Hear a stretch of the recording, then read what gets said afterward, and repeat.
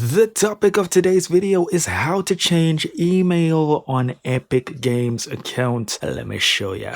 Check out the link in the description before we jump into it. Tons of helpful resources in there that you can use. Alright, so let's load up Epic Games here. And all you want to do is go to your profile icon on the top right of the screen. In here, we want to go to Account.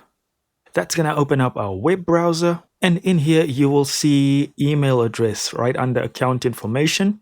And note that you won't be able to change this until 90 days have passed. So if you click on the pencil icon, you can now put in your new email address and hit continue.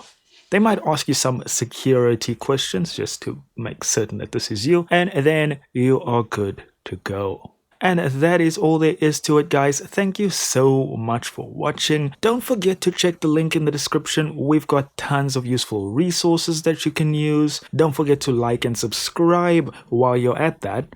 And as always, I will see you in the next video.